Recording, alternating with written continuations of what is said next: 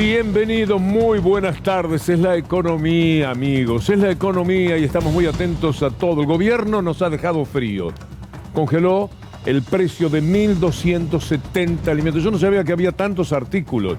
Debe haber muchos miles más entonces. 1.270 quietitos hasta el 7 de enero parece una muy buena medida. Todo eso que tenemos abajo y a la derecha. Y arriba y a la izquierda, el ministro Guzmán, que dijo cosas muy interesantes hoy, que vamos a ir teniendo durante el programa. Ese encuentro con la Georgina Cristalí, vamos a ver en qué termina. Después a la derecha y arriba, la reunión con todos los capos, empresarios, etcétera, del presidente de la República. Y abajo a la izquierda, una cola buscando empleo. La gente quiere trabajar, no es verdad lo que dicen los medios que se quedan cómodos con un plano, con una cosa por el estilo. Esa es una de las grandes infamias con las que hay que convivir. La gente quiere trabajar y ahí están haciendo una cola por un boliche, Jesse James, y no es que estén repartiendo pistolas del tiempo del oeste, no, están tratando de verdad de conseguir su trabajo.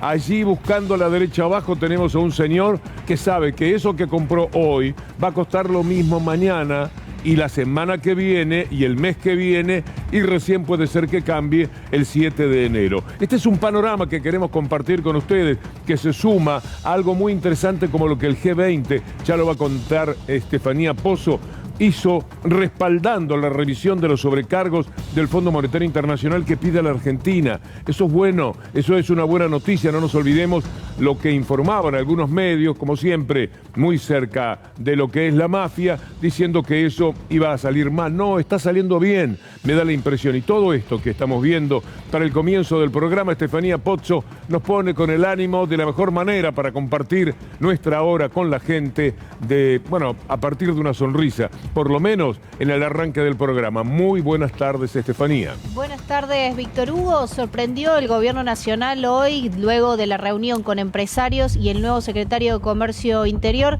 Roberto Feletti, con la iniciativa de dejar los precios al mismo nivel en el que estaban el 1 de octubre hasta el 7 de enero. Me contaban hoy que no va a ser un acuerdo que esté firmado ni una publicación de un decreto, sino que es simplemente un acuerdo de palabra al que se llega con distintos empresarios, con distintos sectores, tanto los que producen alimentos, productos de consumo masivo en general, y los supermercadistas. De hecho, hubo dos reuniones, por un lado los productores y por otro lado los supermercadistas. Salieron a hablar, por ejemplo, los supermercadistas a decir, Víctor Fera, en Radio 10, que efectivamente habían conseguido, es un hecho, que este acuerdo se va a producir. Habrá que ver de ahora en adelante cómo se va a controlar, por supuesto, ¿no? De todas maneras, tiene que hablar con los otros supermercadistas, porque la voluntad de Víctor Fera siempre es muy positiva.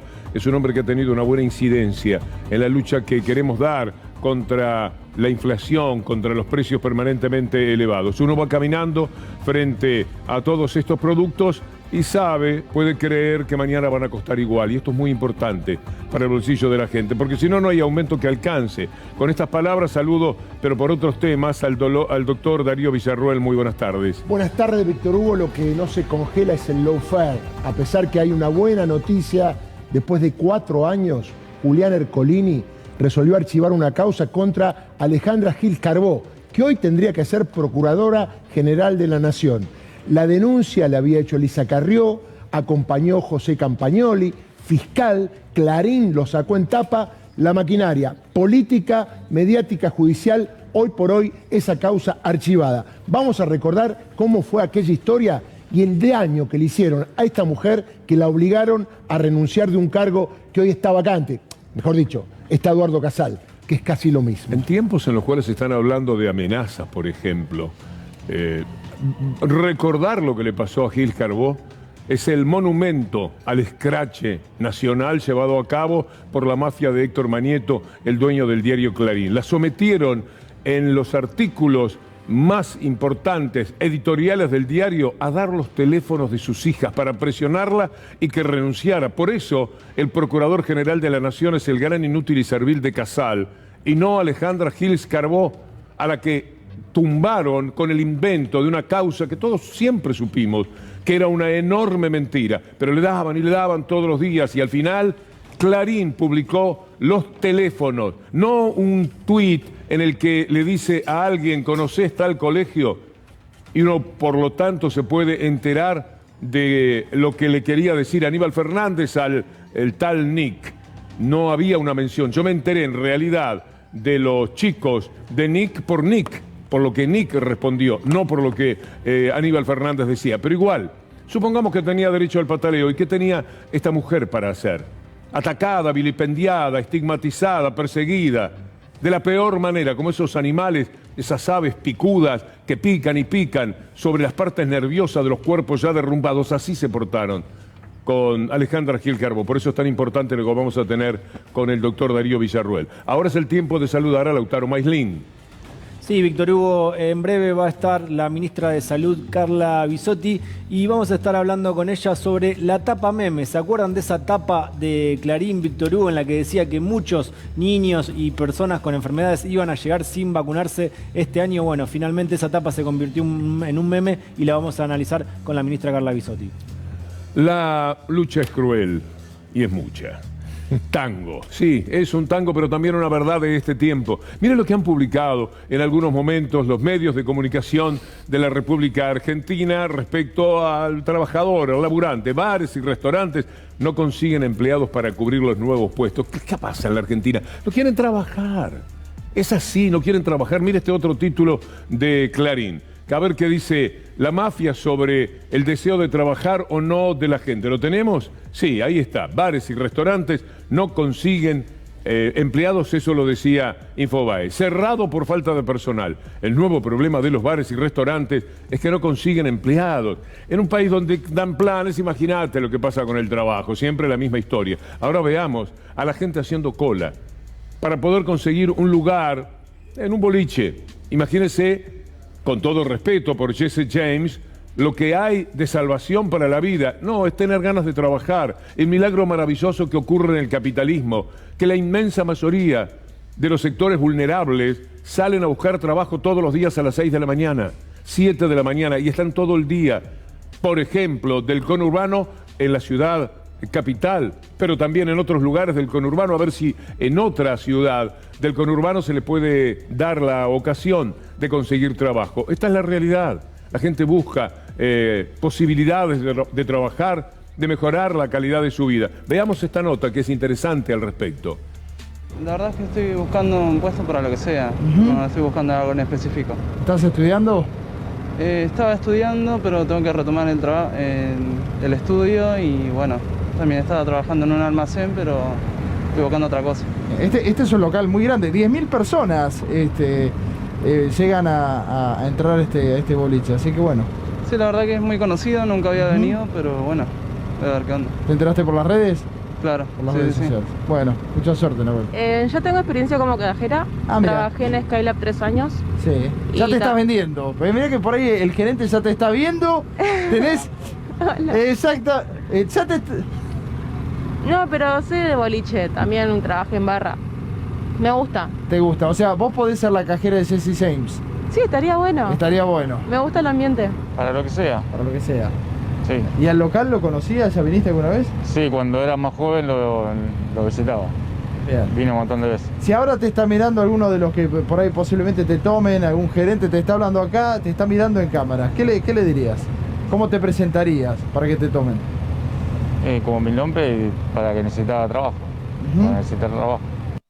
El corazón, la actitud de la gente, sí que quieren trabajar. Por supuesto, vamos a revisar un poquito la nota de la mafia de Clarín. Es muy interesante ver, después del título, lo recuerda, ¿no? Cerrado por falta de personal. El nuevo problema de los bares y restaurantes es que no consiguen empleados. Te la dice Clarín, te la dice Posta.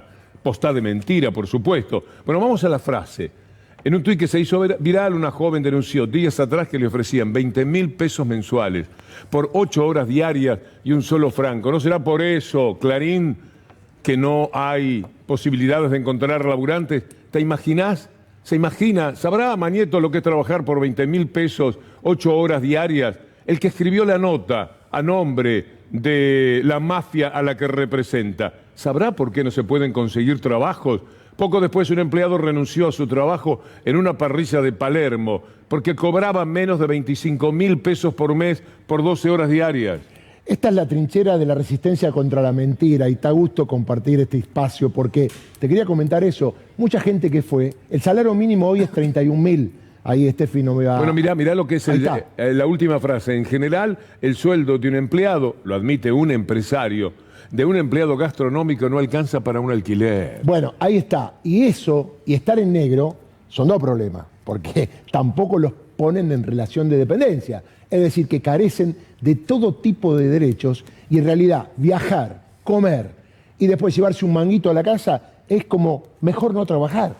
Yo creo que también lo que hay que tener en cuenta es cómo cambian los trabajadores, cómo cambiamos los trabajadores después de la pandemia. Hay toda una serie de actividades que las personas que fueron despedidas igual tuvieron que llevar adelante para poder subsistir. Y ahí es de vuelta el dilema, volver a este tipo de trabajos que son mal pagos, que no están registrados, que no tienen derechos, o seguir haciendo alguna actividad que permita ganar el mango. Tengo un gráfico para mostrarle además, Víctor Hugo, que me parece interesante. Esto lo compartió el economista Juan Manuel Telechea hoy en un newsletter de Cenital que se llama Rollover, se los recomiendo mucho.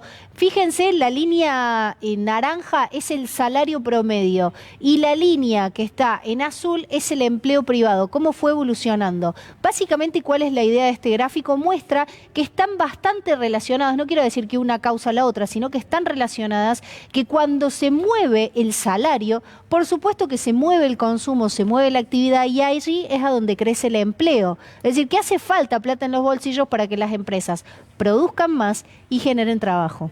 Por este trabajo ganaron el Premio Nobel de Economía. Exactamente, de hecho esto es una especie de síntesis, o podemos hablar, nos puede servir para hablar sobre el Premio Nobel de Economía. Uno del grupo de investigadores que fue premiado, David Card, justamente analizaba esto. Como es difícil hacer experimentos en economía, usted sabe que además son personas, no es ético experimentar con seres humanos.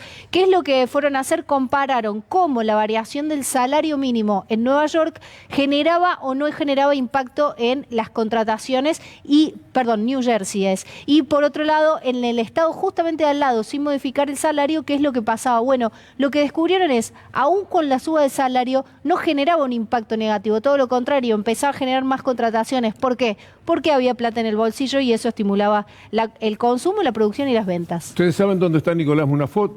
Yo quisiera enterarme, sé que está en un lugar muy importante, donde le están moviendo, no digo que como Sarmiento, pero están haciendo buenas jugadas, me parece, y preparando algo que marque una recuperación para la Argentina. Nicolás Munafó, muy buenas tardes.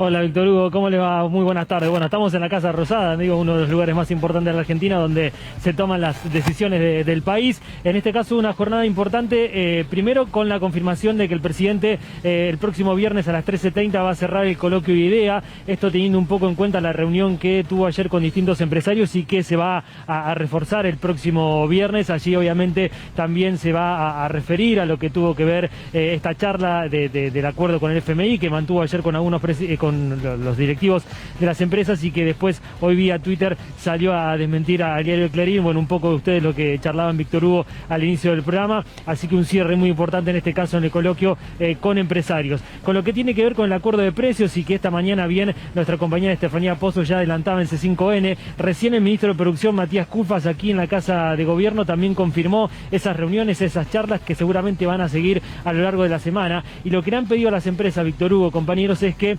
entreguen la lista de precios que estén al 1 de octubre para así poder cerrar este acuerdo hacia el 7 de enero, es decir, este congelamiento de precios por 90 días, y que seguramente en los próximos días vamos a tener más novedades. También recién en Casa de Gobierno, creo que un tema importante con lo que tiene que ver con tarifas, porque el secretario de Energía, confirmó que no va a haber cambios por el momento, que va a seguir de la misma manera, que tiene que ver obviamente importante para el bolsillo de los trabajadores que tienen que pagar siempre las tarifas. Y mañana Mansur viaja a Estados Unidos para el viernes tener distintas reuniones también con empresarios que vengan a invertir a la Argentina. Fue un poco la jornada aquí en la Casa de Gobierno, Víctor Hugo. Gran movimiento de nuestros móviles y todo por el mismo precio. Pablo Mesina, muy buenas tardes. Hola, buenas tardes, Víctor Hugo. El gusto de saludarte. Aquí nos encontramos en Morón, en el supermercado Chiche, que es su propietario Fernando Sabor, el titular de Faba, con quien estuvimos dialogando hace algunos minutos en el programa de Antonio, a propósito de esta reunión que se generó con la cadena de comercialización y de distribución hoy en la Secretaría de Comercio que conduce Roberto Feletti, donde estuvo además su segunda, Débora Giorgi, y ellos consideran que fue auspiciosa. Participaron diferentes actores del sector, entre ellos, por ejemplo, Víctor Fera de CADAM, para plantear la situación que vive el sector y los negocios de cercanía con la gente que encuentra que cada vez que va a reponer un producto viene con algún incremento. Se ofrecieron hacer también de forma de control de estos precios a través de un mail que pidieron se habilitara a tal efecto para informar si es que no se cumplen estos acuerdos, porque en la reunión que se realizó el día de ayer y que fueron informados hoy, se le ha pedido a las empresas que entreguen los listados con los precios al 1 de octubre, lo que ellos entienden tiene que generar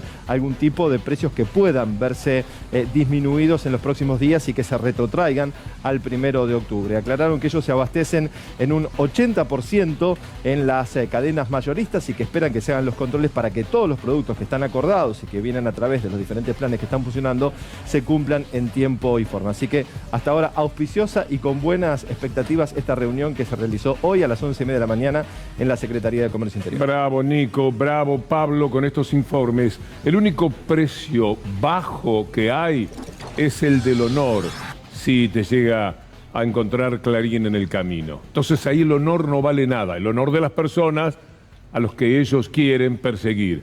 Alejandra Gil Carbó es el comienzo del trabajo del doctor Darío Villarroel, pero yo no puedo pasarle la pelota a Darío sin antes decir que es la historia brutal de una infamia como pocas veces se ha visto.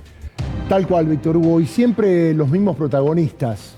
Elisa Carrió haciendo una denuncia, donde en una fiscalía amiga, José Luis Campagnoli, después Clarín sacando en tapa esa situación, y finalmente el sorteo que donde cae, en el juez Julián Ercolini, y el fiscal lo vas a saber.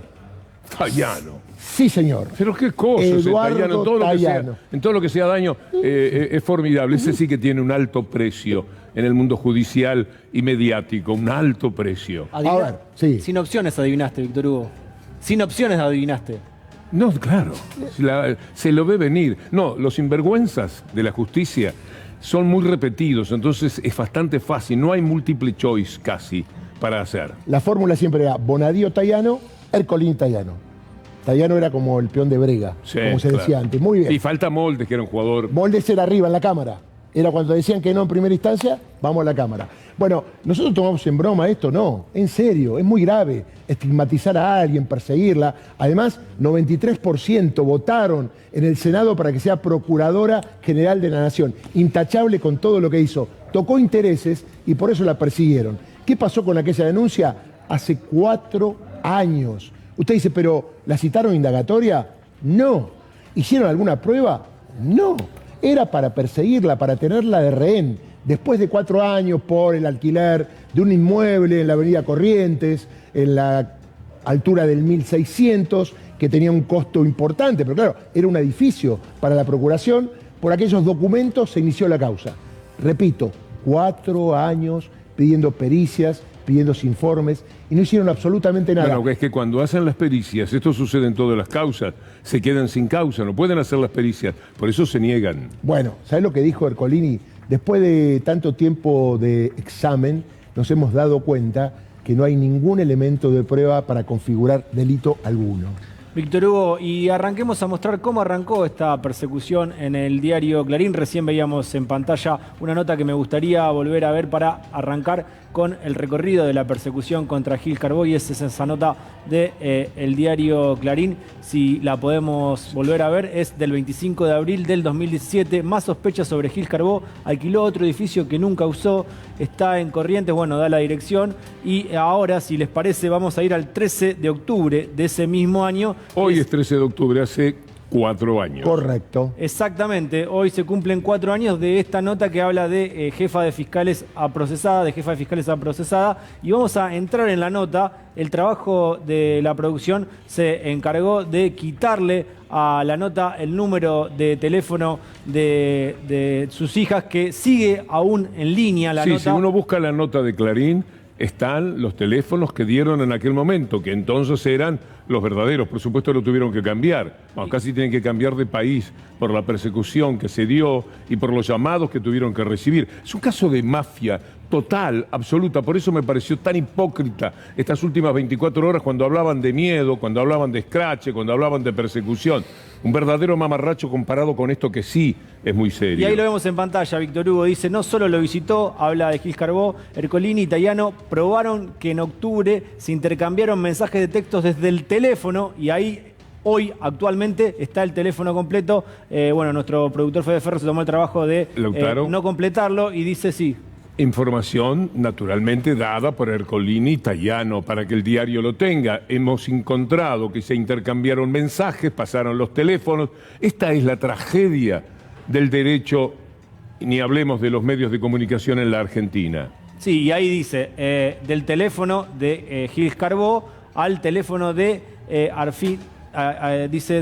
Arfinza. Gil Carbó dijo que su teléfono había sido usado por su hija, que desconocía a quién pertenecía el otro número, pero bueno, claramente reiterar cómo está a una hora el teléfono de las hijas. Un juez inmensamente corrupto, un fiscal cuya vergüenza se la tiró en un chiquero, juegan a hacer este daño.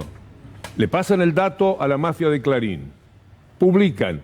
La nota, todavía si ustedes la buscan, tiene los teléfonos, para que quede muy claro cómo lo hicieron, cómo escracharon a esta mujer, donde más nos duele a todos. Porque en general, a las personas víctimas de la mafia, se les va engrosando la piel y empiezan a tener un poco menos de miedo. Siempre hay que tenerles miedo, porque son capaces de cualquier cosa, de Mañeto para abajo, en la línea que se baja. Entonces, el miedo es una forma de prudencia, pero lo que hicieron con esta mujer fue ir contra los hijos, y entonces contra los hijos, Darío, nadie la talla. La verdad es que eso fue lo que motivó que esta mujer dejara la procuración en manos de Casal.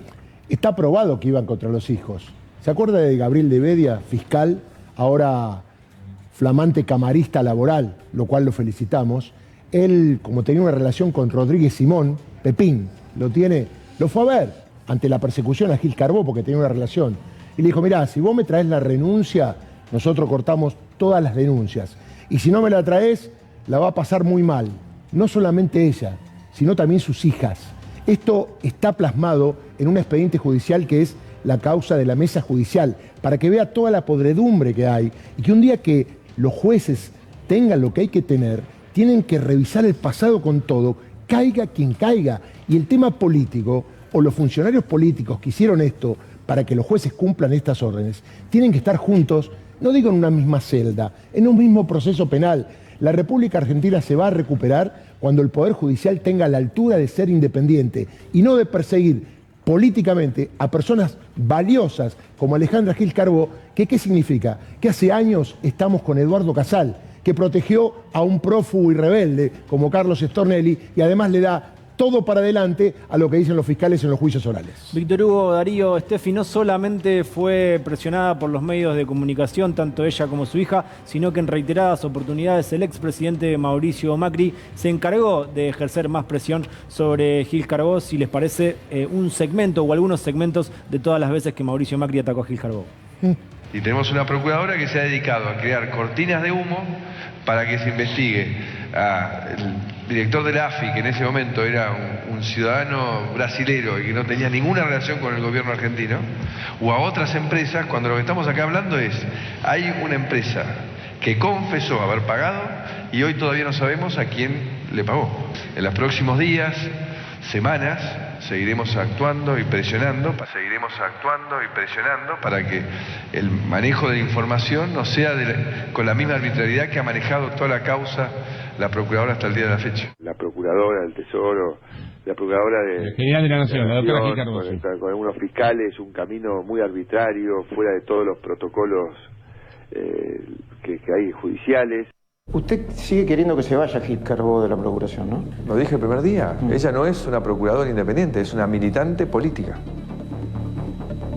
¿Y cómo hacer para que se vaya?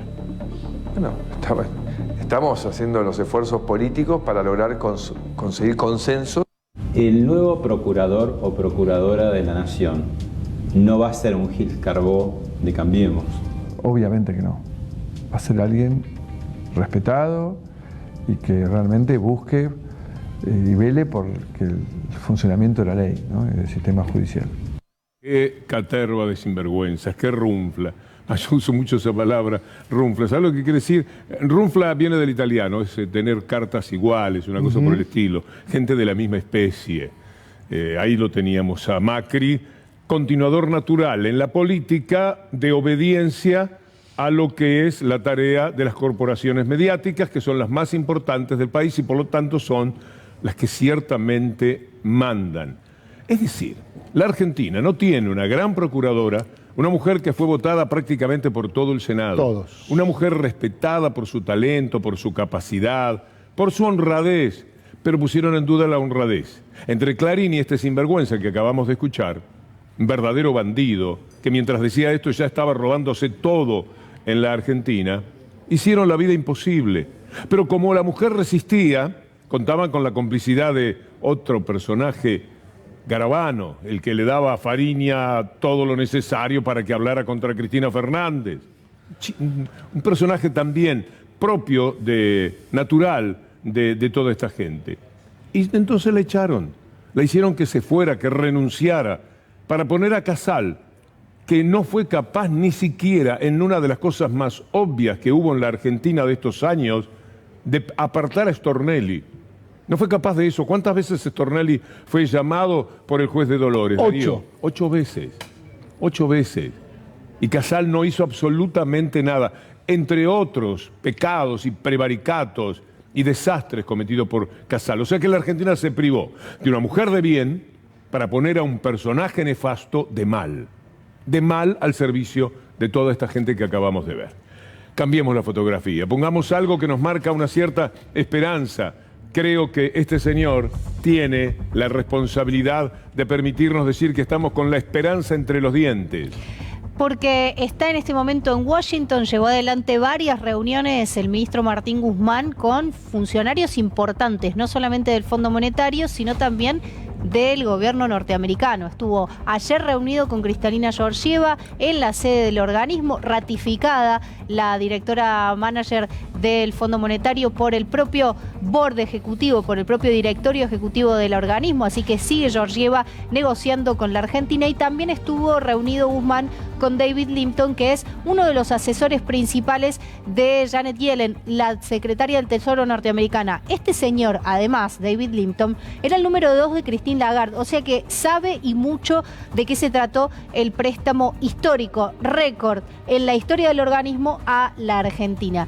Lo que me contaban esta tarde es que hubo una buena novedad que tiene que ver con el G20 apoyando la moción de Argentina de que se revise la política de sobrecargos, de sobretasa que el Fondo Monetario le cobra a los países que piden créditos por encima de lo que les corresponde por la cuota. Ahora, yo preguntaba, esto, que el G20 diga, ok, avalamos la posición de Argentina, ¿quiere decir que el Fondo Monetario, o que por lo menos Estados Unidos tenga la misma posición en el G20 que en el borde ejecutivo del FMI? Me decían, no es directo. Hay cosas mucho más finitas, así que por ahora no se puede festejar del todo, pero sí es una buena señal que la Argentina ha obtenido un nuevo apoyo a este pedido. Pero además Guzmán hoy habló en el coloquio de idea, lo abrió, mañana va a estar el presidente, hoy estuvo Guzmán y dio 2 definiciones, Víctor Hugo. ¿Quiere que las repasemos? Primero dijo que no va a haber devaluación, de esta forma. Bueno, hemos convivido con una situación de brecha por un largo tiempo ya, porque desde ¿Pero no es cada vez más grande? Bueno, hoy es 70 puntos porcentuales menos que hace un año, aproximadamente.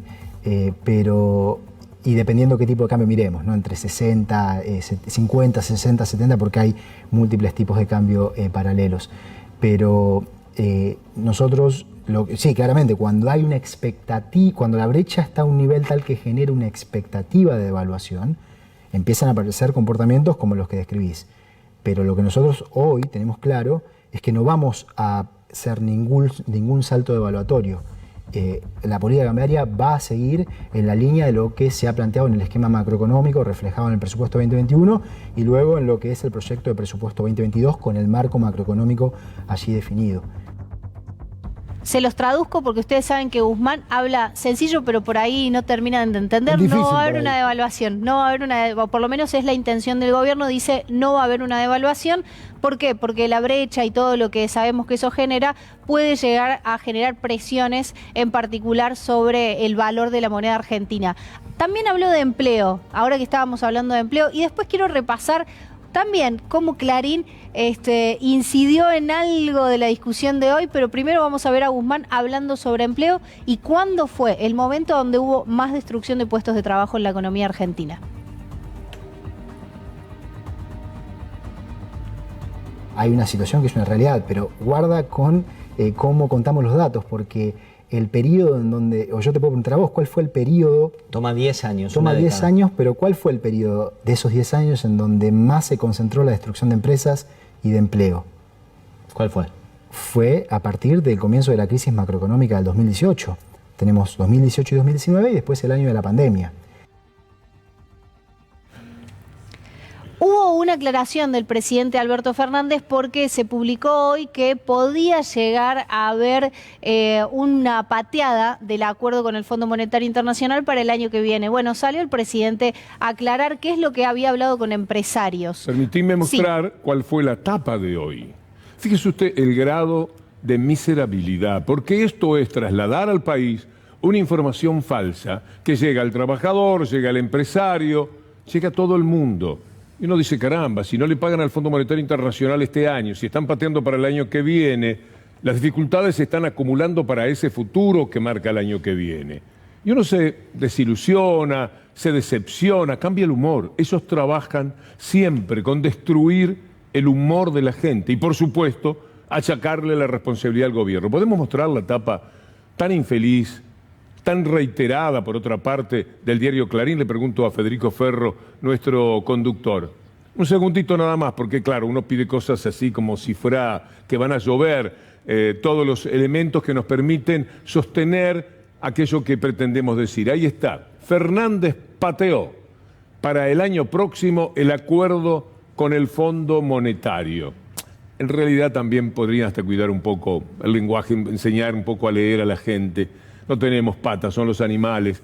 De hecho, futbolísticamente vale, pero se supone que esta es una información política en el diario más vendido. Por un instante veamos otra vez el título, para que la gente lo pueda asimilar.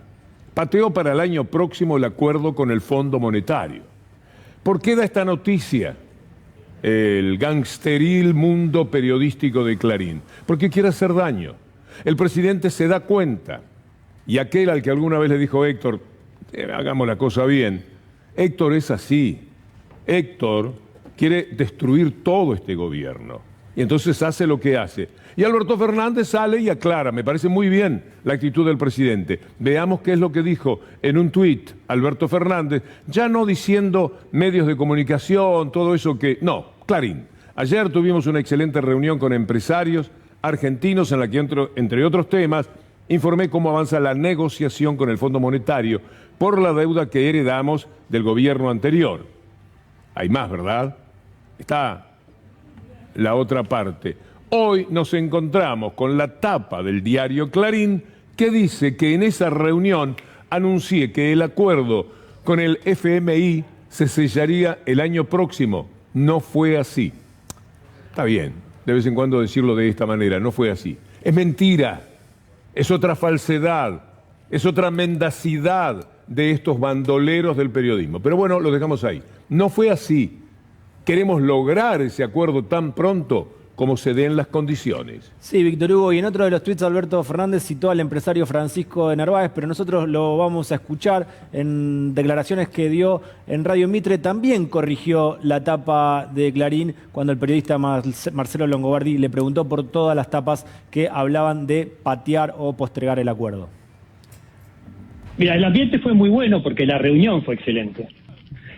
Y esto creo que es muy destacable porque es bueno para la Argentina y para los argentinos. El presidente, tal como informan hoy todas las tapas de los diarios, les anunció a ustedes ayer que el acuerdo con el fondo está postergado, ¿no? Mira, permitime corregirte, no. Sí. Dijo que el acuerdo con el fondo está en proceso de realizarse. y se estaba leyendo recién la tapa de los diarios, y uno de los diarios habla de patear. Uno no patea en estas negociaciones. En una reunión en la que está Georgieva, la directora general del Fondo Monetario, que le vino muy bien a la Argentina que fuera confirmada en su puesto, porque indudablemente está ayudando a la Argentina, pero muy importante la presencia de David Litton, el representante de los Estados Unidos en la mesa, que fue quien otorgó el último préstamo del Fondo Monetario, porque hay cosas todavía a negociar. Ahí lo escuchábamos a Francisco de Narváez, que corregía la tapa de Clarín y la pregunta del periodista. El periodista le preguntaba por todas las tapas, él dice que no, y puntualmente habla de la tapa de Clarín, que es la que tenía el verbo patear. Ahí veíamos la corrección del empresario, que fue uno de los que se juntó ayer con el gobierno en la Casa de Gobierno. Ahora, ¿cuándo hay acuerdo? Esta es la pregunta que nos estamos haciendo periodistas económicos y gran parte de la Argentina, porque el acuerdo con el Fondo Monetario Internacional es sin dudas uno de los temas más relevantes en los que está poniendo la cabeza el gobierno nacional. Bueno, hoy me decían fuentes oficiales que probablemente sea después de las elecciones, y puede llegar a ser que, como las negociaciones continúan, puede llegar hacia fin de año, principio del año próximo. ¿Cuál es el foco? La respuesta del Fondo Monetario al pedido de la Argentina de revisar la política de sobretasas. De vuelta, hoy el G20 dio una señal interesante, importante, que es que avala la posición argentina, avala el pedido de Argentina de que se revise esa sobretasa. Queda ver cuál es la posición del resto de los países en el directorio ejecutivo del Fondo Monetario Internacional. ¿Son los mismos países? ¿Son distintas sillas? ¿Son las mismas preguntas? ¿Son las mismas respuestas? Bueno, hay que ver cómo se trasladan las posiciones en un organismo internacional al otro. Todavía hay que esperar. Volvemos a lo jurídico y hay una noticia interesante. La causa de espionaje que está en Dolores, que la tuvo Alejo Ramos Padilla y ahora la tiene Martín Bava, muchas veces apuntaron a traerla a Comodoro Pi. Bueno, finalmente se empezó el proceso del cierre y elevación a juicio oral. Recordemos que Marcelo D'Alessio está detenido, también Rolo Barreiro, está procesado el fiscal Carlos Stornelli y ya el camino al juicio oral ha comenzado. ¿Qué dice el juez? Que hay una asociación ilícita dedicada al espionaje y que en realidad hay un montón de hechos verificados para que se realice el juicio oral y público en un tribunal oral de Dolores. Esto seguramente será el año que viene, pero la pregunta es, estando en juicio oral, ¿Carlos Stornelli seguirá siendo fiscal? Han pasado años. Está un inculpado, por ejemplo, dicen, mire, espere un momentito porque el fiscal no llegó todavía, está declarando él en el juicio que le hace. Está en el banquillo de los acusados. Está en el banquillo de los acusados. No es una cosa que no tiene antecedentes y además no es esto lo permitió Casal. Absolutamente. Esto es tarea de Casal. Esto se asocia a lo que estábamos diciendo antes de Alejandra Gil Carbó. Esto es tremendo. Hay otro fiscal, Juan Bidone, que en la provincia fueron más inteligentes. Lo suspendieron. Por lo menos está suspendido, ya no hace más dictámenes, porque recordemos que si alguien comete un delito hoy de la justicia federal y le toca Stornelli de turno, el que está todavía sin procesar y lo van a indagar es más inocente teóricamente del que le está preguntando, que está procesado por espionaje. Qué peligroso un fiscal de la nación acusado de espionaje en el edificio de Comodoro Pi. No hay antecedentes, recordemos que fue él el que llevó a Marcelo D'Alessio y creó la causa de gas natural licuado, que también tuvo un recorrido con Claudio Bonadía. Vamos a volver al comienzo del programa, al tema de los precios. A mí me gustaría hacer el bien en cuanto a esta noticia. Damos pocas buenas noticias en general los medios y esta es muy positiva. La idea de ir caminando por un supermercado donde 1.200 artículos, 1.270 van a costar lo mismo hasta el 7 de enero. Sí, esa es la clave con la cual el gobierno tuvo un diálogo hoy con los empresarios. Recordemos que ahí están los empresarios, esa mesa tan larga es la de la reunión en cuestión. No, esta es la de ayer que tuvo el gobierno, de hecho, sí. Allí se ve. La reunión de hoy, hay otra foto porque fue Feletti, el secretario de Comercio. En esta foto que vemos en pantalla no está Feletti. Está Guzmán arriba a la izquierda y abajo gente buscando trabajo, porque la gente quiere trabajar. Sin dudas, esto era para un boliche. Es un trabajo de los normales, no es que alguien vuelve pensando que salvó su vida. Es una cosa provisoria para cualquiera. Pero mientras va tirando y tiene un salario, y tiene un lugar donde trabajar, y tiene un aporte, cambia todo. Pero lo de la derecha abajo es muy importante, lo que tiene que ver con los precios. Lautaro Maislí. Sí, Víctor Hugo, ayer el ex basquetbolista Hernán El Loco Montenegro se presentó en el programa Intratables y tuvo una desafortunada y misógina frase contra Cristina Fernández de Kirchner. La escuchamos y luego la analizamos. A Cristina, ¿qué le dicen en redes, Julia? ¿Qué le dicen a Cristina? ¿Qué le dicen a Cristina en redes? Puta, montonera, chorra, jefa Está muy de la lejos, mafia, señora, está muy lejos de la verdad. Está muy lejos, señora, está muy lejos de la verdad. Perdóneme. Dale, llega. Para, ya, está ahí. ¿Pero es amenaza? ¿Eso es amenaza? Nunca un ministro de seguridad. No es amenaza esa vez que... Es cualquier cosa, Nos tiran para abajo.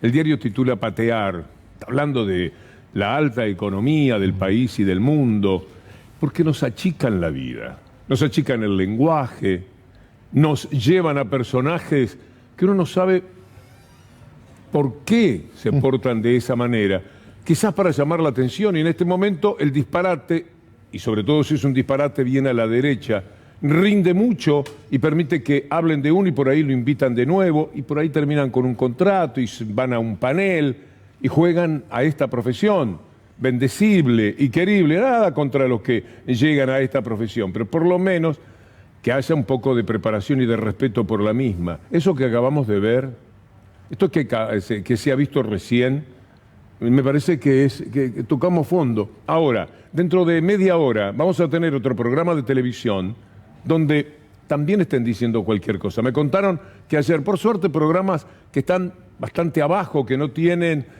repercusión, pero estaban hablando tan despectivamente del presidente, del físico. Terrible. Una cosa, entonces... Muy berreta, dirías vos. ¿A dónde se llega? Es que nos tironean. Y que sea el periodismo un vehículo cultural por excelencia, el que arrastra a la población a este tipo de conductas, el que juega con estas cosas, es muy triste, es lamentable, es hiriente para el propio país, para la propia sociedad. Nadie se puede divertir sanamente con eso. Y la verdad que la falta de respeto tiene que ver con poner el tema amenazas para cualquier cosa, ¿no? Y yo quería recordar un poco lo que pasó ayer entre Aníbal Fernández y Nick, y que se discutía, yo no estuve ayer, el tema amenaza.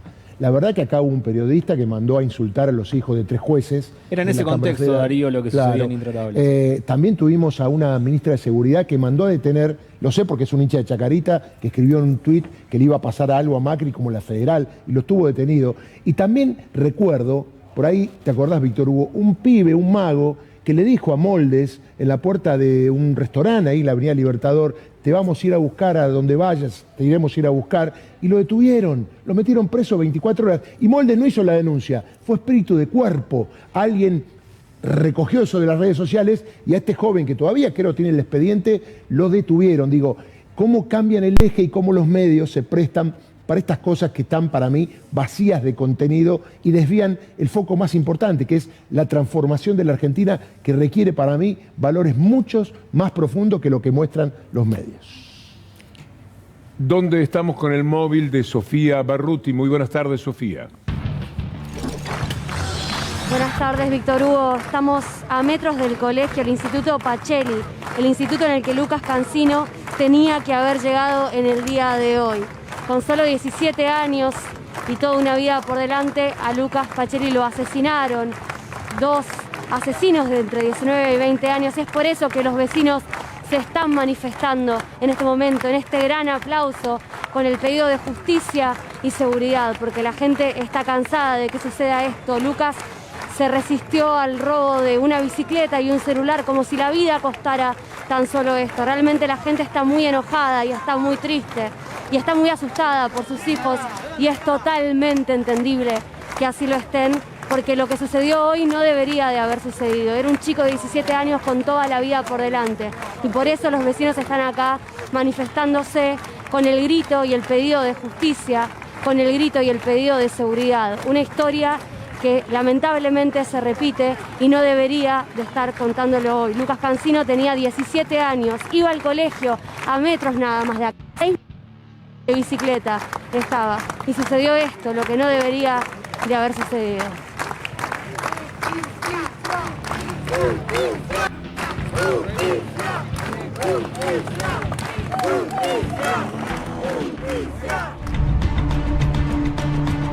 Estas imágenes son de la isla La Palma, de las Islas Canarias, ahí frente al África, pero son españolas.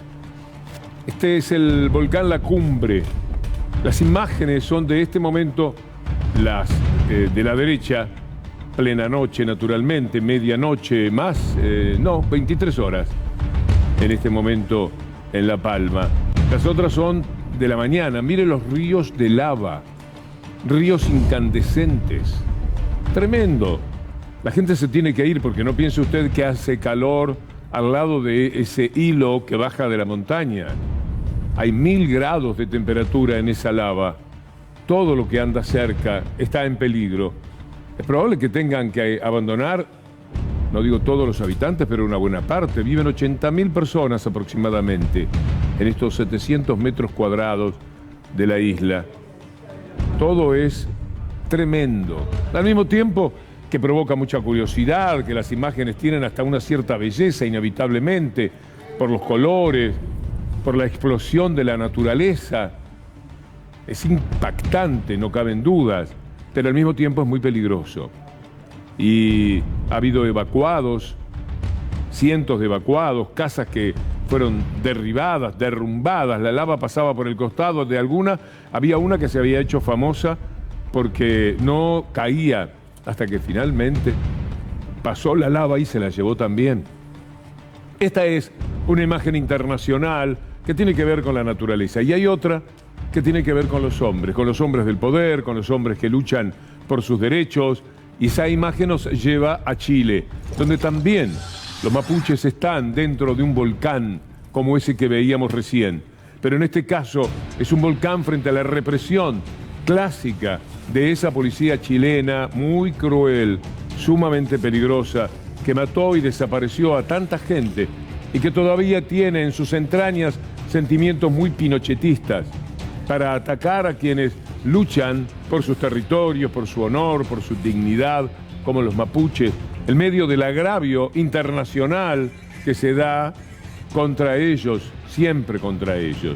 Y ahí está la represión de esos tanques, de esos chorros de aguas.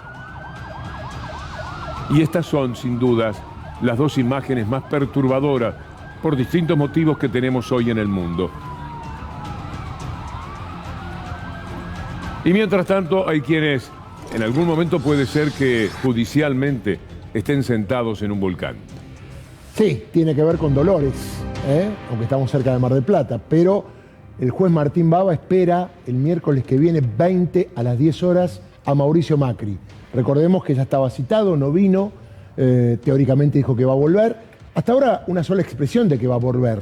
Hernán Lombardi dijo en una nota radial que el 19 vuelve a la Argentina y que el 20 se presenta. Llamativamente hasta ahora nadie presentó un escrito en el juzgado, nadie dijo este es el abogado defensor, nadie dijo me pongo a disposición de la justicia, con lo cual se supone que Macri viene, va y declara.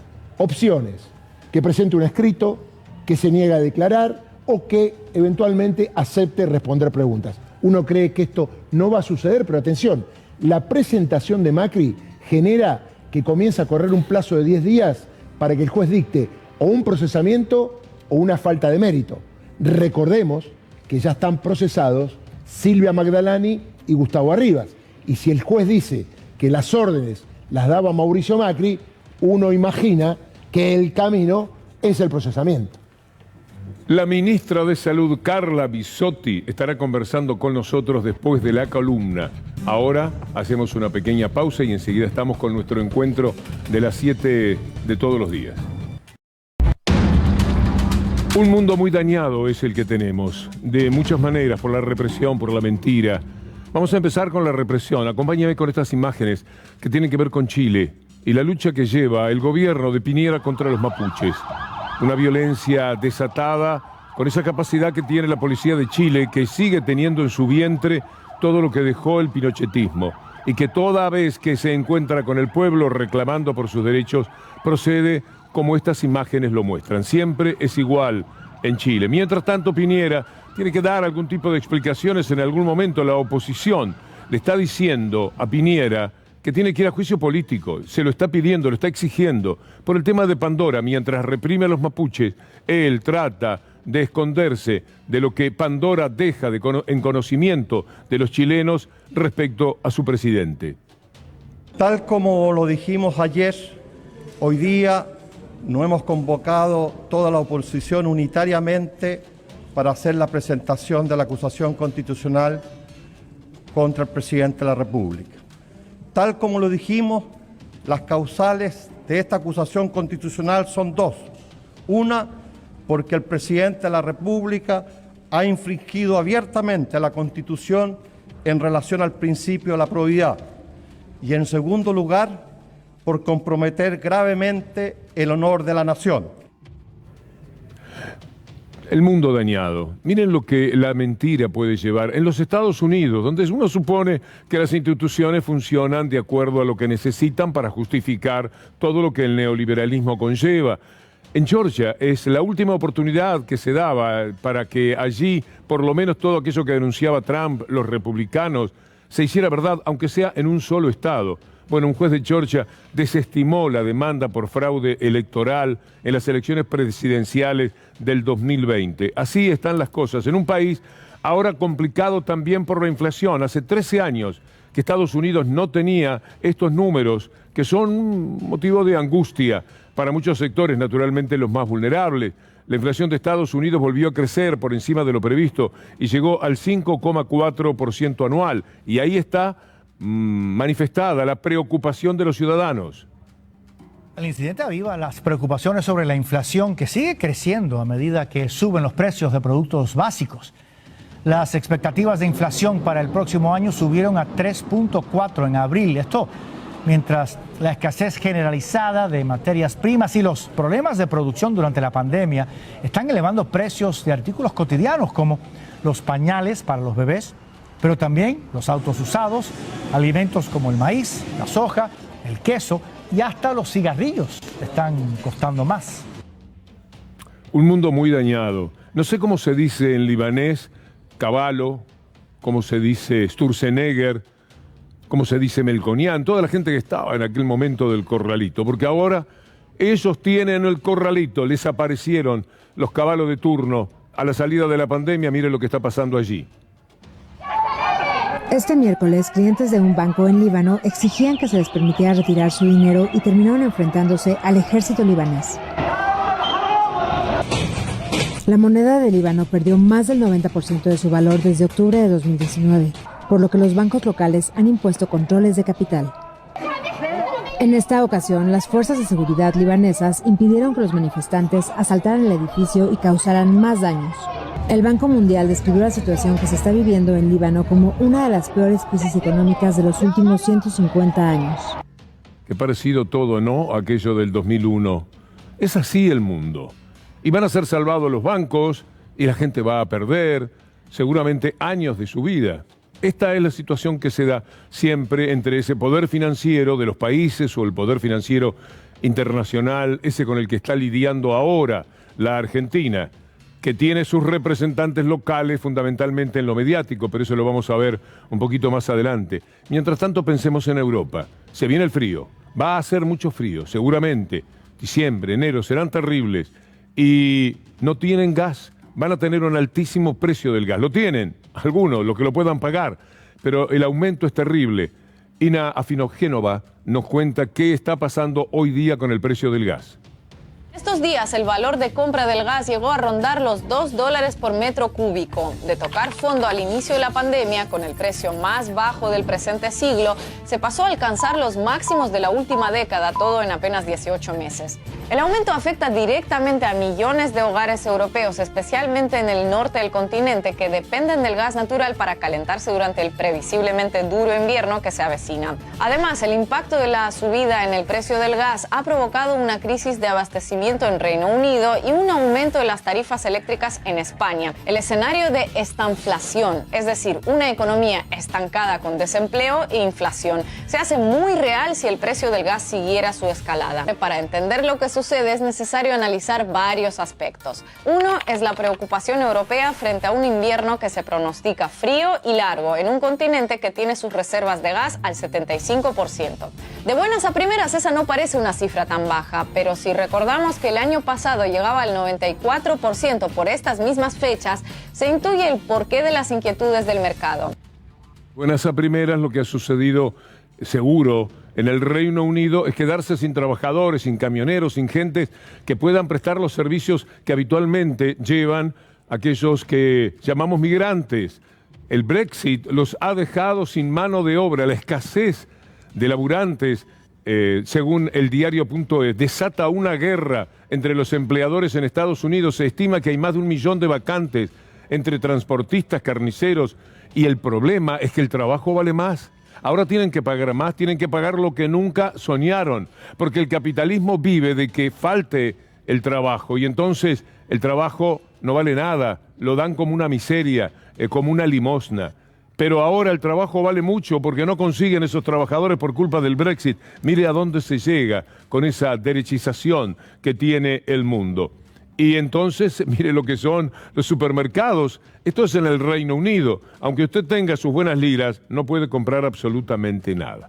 Salvo que, como ocurrió en España, la derecha, muy enloquecida, le diga al presidente español que en todo caso dé un bono peronista. ¿Usted cree que me equivoqué? Bueno, ahora preste entonces atención a lo que discuten un jefe de la derecha de apellido Casado, pero que tiene un gran matrimonio con todos los intereses de la derecha de España, y el señor Sánchez, que es el presidente. Prometió construir 20.000 viviendas, no ha construido ni una, y encima se va a cargar el mercado de alquiler trayendo aquí una ley chavista. Prometió no subir los impuestos a las clases trabajadoras, lleva ya 9.000 millones y dice que hay margen para unos 80.000. Prometió empleo para los jóvenes, pero se limita a comprar su voto con bonos peronistas para comprar videojuegos y cómics. Con bonos peronistas. Hasta allá ha llegado el tema de la discusión. Claro, los diarios, que usted sabe cuáles son, tienen una salida internacional muy fuerte. Y los miserables de cualquier sitio pueden enterarse de lo que quieren los miserables mediáticos de la Argentina. Y así están las cosas, ¿eh? Un bono peronista le dice al presidente español que ofrezca. A todo esto, alguien gana el premio Nobel sugiriendo que, no sugiriendo, sino decidiendo que el salario mínimo jamás quita el empleo, eso que tanto preocupa y que permanentemente llena la boca de personajes como Melconian, como Sturzenegger, que los he mencionado por el recuerdo del Corralito. Mire usted lo que es este título. ¿Por qué alguien puede ganar el premio Nobel? Bueno, por explicar que el salario mínimo, tenemos la noticia, la subida del salario mínimo se lleva el Nobel de Economía, porque David Carr consiguió ese galardón tras demostrar que el incremento del salario mínimo no provoca la destrucción del empleo. 40 years ago, at the top 50 or 100 universities in the United States, the economics courses would have had certain things that they just said were, they would have said that almost all the textbooks would have said minimum wage was a bad idea. Rent control is a really bad idea, for example. They don't say that anymore. But that generation of people are still, they're the ones in charge. And they're not going to change their views. So you can't really change the views of most of the people who've already, made up their decisions. You're really hoping to influence the next generation. Pero es tan duro todo. Es la economía, sí, es la economía. Podría funcionar de otra manera si no tuviera gente que actúa permanentemente sobre el mercado o sobre la gente destinataria de la información que tiene que ver con la economía. Hoy el diario Clarín, la mafia de Clarín, se lanzó con una tapa que es una vergüenza, porque es una mentira más. Pero uno dice, ¿hasta cuándo? De verdad, ¿hasta cuándo, Mañeto? ¿Cuál es la necesidad? Todos los días, a toda hora, de semejante mentira en la tapa del diario. ¿Para qué? Para que usted diga, bueno, si no arreglan con el Fondo Monetario Internacional, el dólar se va para arriba, los precios con el dólar también se van para arriba y nos espera un año de mucha malaria. Vamos a ver la tapa de este gangsterismo periodístico. Fernández pateó para el año próximo el acuerdo con el Fondo Monetario. Como le decía hace un rato, utilizar ese verbo también es parte de cómo están trabajando. Todo para abajo, el idioma, el lenguaje, la calidad de lo que se dice, todo tiene que ser destruido porque cuanto más imbecilidad, incultura ellos puedan generar, mejor pueden operar sobre nosotros y las gentes. Ahí está lo que el ministro se reunió con la jefa del Fondo Monetario Internacional y un funcionario clave del Tesoro, dijo esto evidentemente que pusieron en la tapa. Es mentira. Salió inmediatamente el presidente de la República con un tuit a decirle al famoso Héctor, aquel que le decía a Héctor, tratemos de hacer un país mejor. No nos estés hostigando permanentemente todos los días, porque es mucho el poder que tenés. Bueno, Héctor no se lleva por otra cosa que no sean sus intereses y tiene un pacto con el diablo. Entonces Héctor le publica esa mentira todos los días. Y Alberto Fernández sale y dice, por lo menos esta vez no dice los medios dominantes o los medios hegemónicos, dice directamente Clarín. Hoy nos encontramos con la tapa del diario Clarín que dice que en esa reunión anuncié que el acuerdo con el FMI se sellaría el año próximo. No fue así. Es mentira. Es una mendacidad más. Queremos lograr ese acuerdo tan pronto como se den las condiciones. Muy bien. Es la palabra de Clarín, que es mentiroso siempre, contra la del presidente de la República, que puede tener un interés de llevar agua para su molino. Uno sabe de qué lado puede estar la verdad, pero es muy interesante cuando se pueden dar pruebas concluyentes respecto a estas discusiones. De Narváez, usted lo recuerda, un hombre que venció por poco a Néstor Kirchner, pero le ganó y motivó una gran aceptación de esa derrota de parte del peronismo que nunca es mencionada. De Narváez estaba entre los grandes empresarios, es testigo de lo que sucedió con Alberto Fernández. Sabe que esa tapa es una mentira, pero como ellos mienten en la tapa del diario, después mienten en los zócalos de televisión y más tarde mienten por radio, en el orden que sea. A veces primero la radio, después la televisión, pero mienten y mienten y mienten. Todo el tiempo ensucian, envilecen la vida, la hacen cada vez más pequeña. Nos quieren fastidiados, decepcionados, conmovidos por ese tipo de informaciones, porque uno abre el diario, ni siquiera tiene que abrirlo. Ya en la tapa, cuando lo pasan por debajo de la puerta, sería mejor que pasen una yarará por debajo de la puerta de vez en cuando que el diario Clarín. Cuando uno levanta el diario Clarín se encuentra con esa tapa. Se encuentra con que el país no puede arreglar con el Fondo Monetario Internacional. El presidente tiene que sacarle a Héctor un tuit. Y el Colorado de Narváez dice esto para saber de qué lado está la verdad, quién tiene razón. Tal como informan hoy todas las tapas de los diarios, les anunció a ustedes ayer que el acuerdo con el fondo está postergado, ¿no? Mira, permitime corregirte, no. Sí. Permitime corregirte, no. Sí. Dijo que el acuerdo con el fondo está en proceso de realizarse. Y se estaba leyendo recién la tapa de los diarios, y uno de los diarios habla de patear. Uno no patea en estas negociaciones. En una reunión en la que está Georgieva, la directora general del Fondo Monetario. Bueno, hablando del Fondo Monetario Internacional, es interesante lo que dice el ministro Guzmán, porque todo lo que hablamos de la economía tiene que ver con la negociación. Qué tristeza que se está haciendo con el fondo. Un país, la Argentina, condenado a cada rato tener que hablar con el fondo, porque ahora van a hacer un acuerdo, después lo tienen que ratificar, más adelante habrá algún reproche, porque la Argentina no podrá cumplir con algo que ha dicho que va a hacer para ganar tiempo. Y vamos a estar siempre con el Fondo Monetario Internacional, que un buen día le dijeron, tome lo suyo y váyase, por favor, y no venga más por acá. Volvió de la mano de Mauricio Macri, el mismo personaje que habla, que dice que es Nick ahora. Bueno, le queda bien. Está muy bien.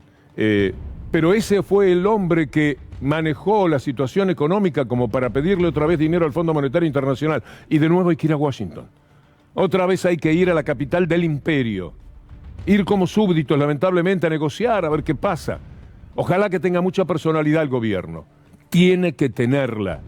Ellos saben que la Argentina alguna vez puede decirles, no van a cobrar, así no van a cobrar, así no podemos. Olvídense, nos vamos y cerrar la puerta. Darles un portazo y venirse, subir al avión. Y que Georgina los corra y diga, no, pero sigamos conversando. Conversemos después. Porque esto es una barbaridad lo que ustedes quieren hacer. ¿Qué quieren sobre tasas? No nos entendieron mal. Mire, la negociación es como una especie de partido de truco, de envido, real envido, falta envido. La Argentina tiene que echar la falta si es necesario. Ojalá que Guzmán, Alberto Fernández y quien sea negocien a nombre de un sentido de dignidad de la Argentina, eso que corrompió tanto Mauricio Macri. Escuchemos al ministro. Bueno, hemos convivido con una situación de brecha por un largo tiempo ya, porque desde ¿Pero no es cada vez más grande? Bueno, hoy es 70 puntos porcentuales menos que hace un año, aproximadamente. Y dependiendo qué tipo de cambio miremos, ¿no? Entre 60, 50, 60, 70, porque hay múltiples tipos de cambio paralelos. Pero nosotros, sí, claramente, cuando hay una expectativa, cuando la brecha está a un nivel tal que genera una expectativa de devaluación, empiezan a aparecer comportamientos como los que describís. Pero lo que nosotros hoy tenemos claro es que no vamos a hacer ningún salto devaluatorio. La política cambiaria va a seguir en la línea de lo que se ha planteado en el esquema macroeconómico reflejado en el presupuesto 2021 y luego en lo que es el proyecto de presupuesto 2022 con el marco macroeconómico allí definido. De lo que estamos hablando ahí es de cómo sostener las empresas, de cómo salvarlas, de cómo mantener el trabajo, mejorar el salario. Todo tiene que ver, lamentablemente, con esa negociación. Buena parte, por lo menos, de lo que es el destino inmediato de la Argentina. Pero hay cosas que ya están funcionando bien, porque sabe usted que hay mucha recuperación. La capacidad industrial, las máquinas instaladas están trabajando al 65%. Toda la industria reverdece. Es interesante lo que sucede. Esta industria, por ejemplo, esta actividad, esta fábrica, Dow Chemical, no cierra como se pensaba que podía suceder. Vea la noticia. Estas cosas nos encanta compartirlas con ustedes porque hay que matizar también en medio de tanta cosa negativa como la que le tiran al país. Pero cuando se la tiran al gobierno también se la están tirando a la mala vida de los argentinos. Mala vida me estás dando, es un espectáculo muy bueno que lleva ese título y es la que nos dan quienes se comportan de esta manera. Dow Chemical no cerrará su planta en Santa Fe. ¿Usted se acuerda cuando habló de Dow Chemical no hace mucho la vicepresidenta Cristina Fernández de Kirchner? Nuestra fábrica, nuestros empresarios necesitan dólares para comprar insumos. Por eso, Alberto, no tenemos que permitir que Dow Chemical en San Lorenzo, provincia de Santa Fe, cierre esa fábrica tan importante que produce insumos plásticos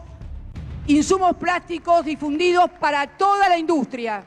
Es una firma muy importante. Es cierto que han decidido relocalizar una decisión global, pero bueno, y quieren de esa manera tener después que vendernos los fenoles para los polímeros desde Brasil para importar. No, esto es quitarle autonomía a nuestro proceso industrial y drenaje de divisas que necesitamos para seguir produciendo en estas cosas. Y estas son las cosas que tenemos que explicarle a la gente.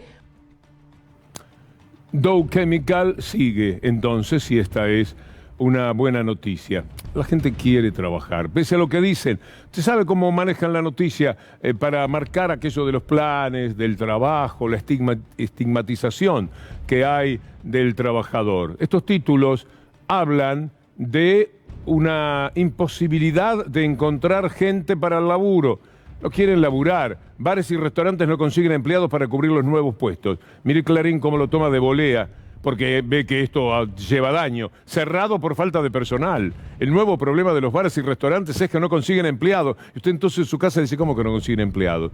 Si andamos desesperados por el trabajo. Mire lo que dice después, para que usted tenga claro, en todo caso, por qué algunos no consiguen trabajadores. En un tuit que se hizo viral, una joven denunció que le ofrecían 20.000 pesos mensuales por 8 horas diarias y un solo franco. Bueno, así ya no es trabajo lo que ofrecían.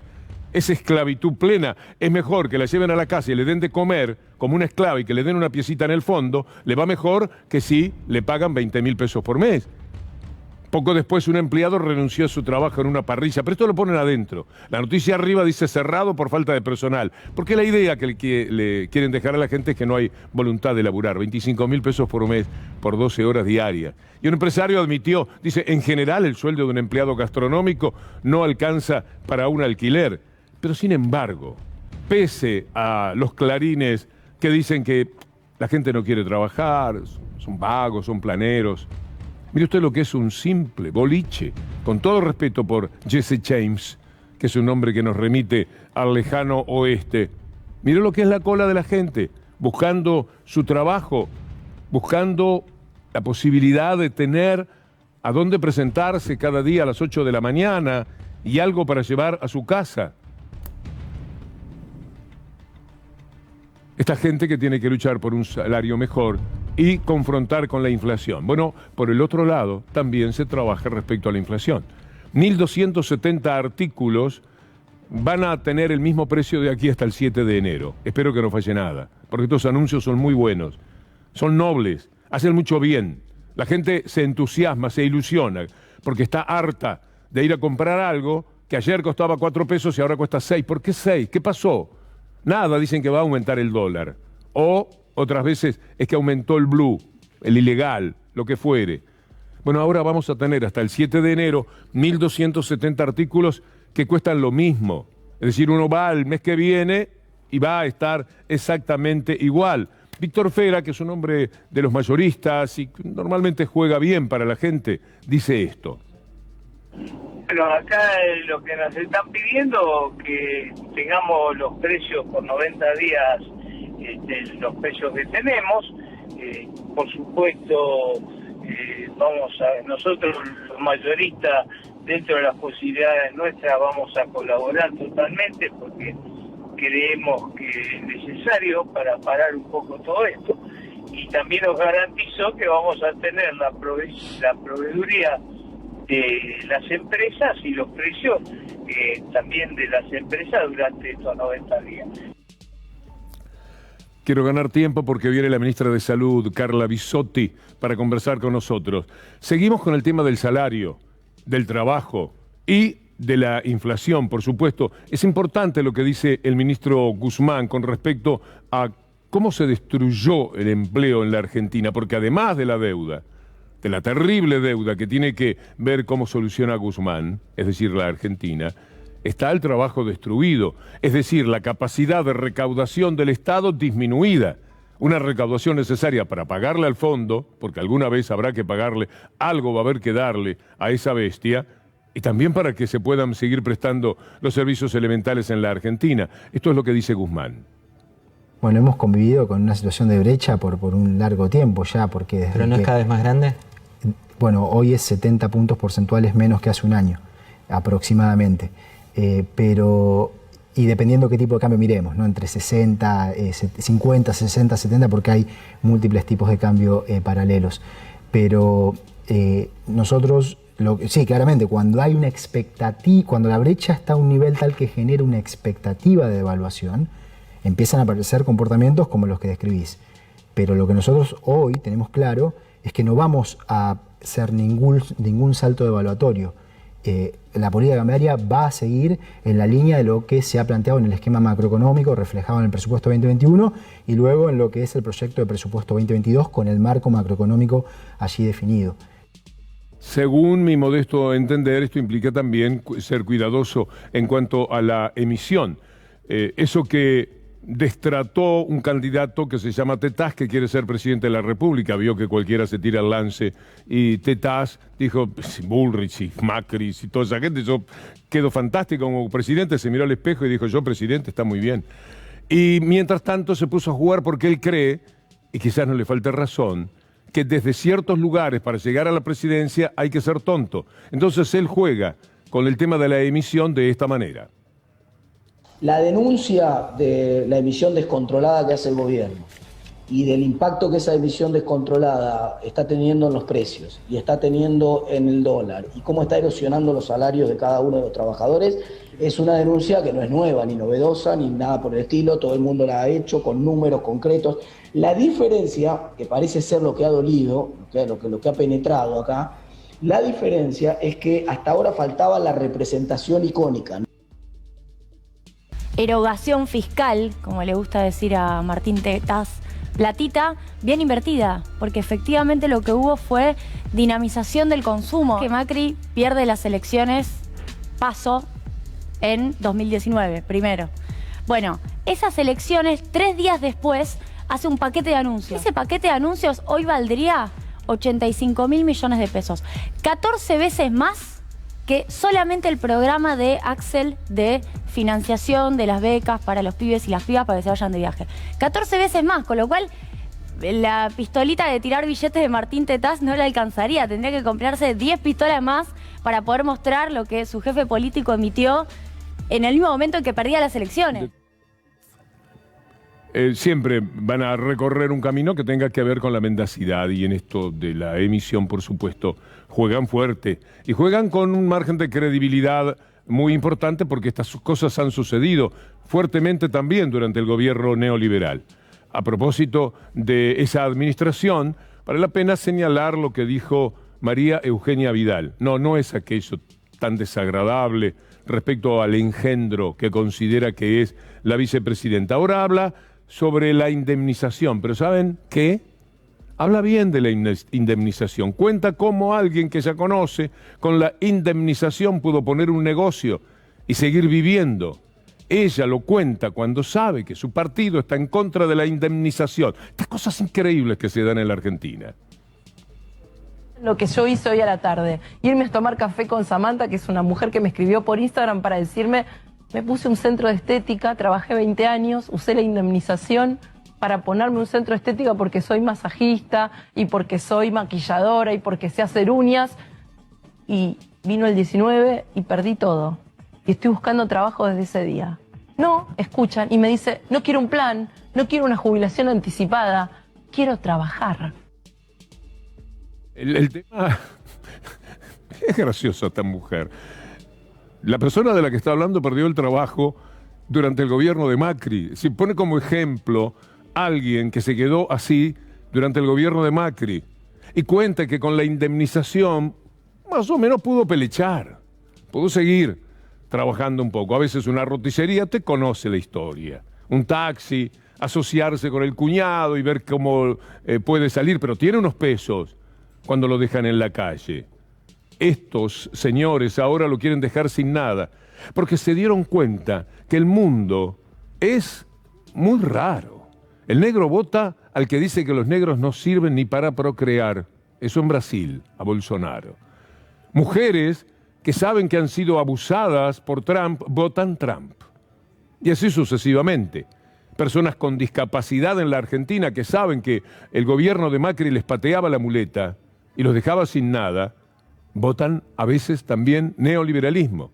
Es curioso, no hay una explicación. Bueno, el otro día asistíamos a alguien que nos decía que la gente vota contra sus intereses a favor de ciertos principios que le venden. Por ejemplo, la libertad. Cuando usted ausculta un poco sobre cuál es la libertad de la que hace gala cada persona, se da cuenta que esa libertad no existe, que es una historia, que es un cuento. Mientras no hay dignidad, mientras no haya un poco de igualdad en el mundo, ¿dónde va a estar la libertad? Pero bueno, ese sería un tema complementario. Vamos a ver este tuit de Sergio Chousa, muy interesante por todo lo que estamos hablando. ¿Cuánto te apuesto que con esta medida no hacen tanto espamento? Kicillof condonará la deuda impositiva de más de 7.500 hoteles, camping y alojamientos. Efectivamente, no van a ser tanto lío. Y ahora, hablemos de los egresados, hablemos de la ayuda de 30.000 pesos a cada egresado, cedida por el gobierno de la provincia de Buenos Aires. Escuchémoslo por un momento a Kicillof, porque después tenemos novedades para los diarios de la mafia. Esto no es una cuestión ni clientelista ni electoral. Cuando se hace actos de reparación a los sectores que sufrieron, es lo que corresponde, es lo que hay que hacer, es lo que se necesita y lo vamos a hacer. También que se agarren con los pibes, con las pibas. No pudieron hacer ni la kermés ni la rifa, no se van a poner de viaje y se ensañan. Ahora, cuando vos con el previaje recupera plata, gente de muy alto poder adquisitivo, no vuelve una mosca en esos medios, no vuelve una mosca. Así que ya lo vemos, hay una orientación claramente sectorial, una orientación ideológica en las críticas. No es para el pueblo, para los sectores populares, para Cambiemos está mal, está mal. Si es para el pueblo, está mal. Para el pueblo está mal. Mire la tapa de Clarín al respecto. Kicillof de campaña con los estudiantes, regalará los viajes de egresado. Quédese con este título dando vueltas en su cabeza. Aunque sea dañino, reténgalo un minuto, porque ahora le quiero mostrar a la Unión Europea haciendo lo que hace Kicillof acá. Mire este título y ríase de estos tipos, porque de verdad son muy desagradables. Todo lo que mienten, todo lo que tergiversan. La Unión Europea, nada menos, es decir, el conjunto de países de Europa, 27, ofrece 60.000 billetes de tren gratuitos a jóvenes para viajar por toda Europa. Desde ayer, jóvenes de 18 a 20 años pueden solicitar billetes gratuitos de tren para viajar por Europa. Es muchísimo más dinero, pero inmensamente más dinero que aquel destinado por Axel Kicillof. ¿Por qué quieren que la gente siempre viva mal? ¿Por qué es populismo cuando ayudan a la gente? Porque les sirve, dado lo que han hecho con la palabra populismo, que sería bendecible frente a neoliberalismo. Neoliberalismo mata. Neoliberalismo no le da nada a los pibes. Neoliberalismo es para la élite. Trabajan para sacar retenciones a los que les pueden pagar, para bajar los impuestos de los más ricos y para seguir con los impuestos más regresivos posibles contra la gente. Y es la gente la que sostiene absolutamente todo. La gente cuando se convierte en pueblo. Y cuando se convierte en pueblo, bueno, me parece que debe tomar nota debidamente de cómo le hacen esta trampa brutal en la que nos tienen permanentemente. Si es para los pibes, si es para los muchachos, y no sirve. Pero lo hacen en Europa, mire qué casualidad. Y no lo hace un país de Europa. Al mismo tiempo 27 funcionan de la forma en que el gobierno de la provincia de Buenos Aires lo dispuso.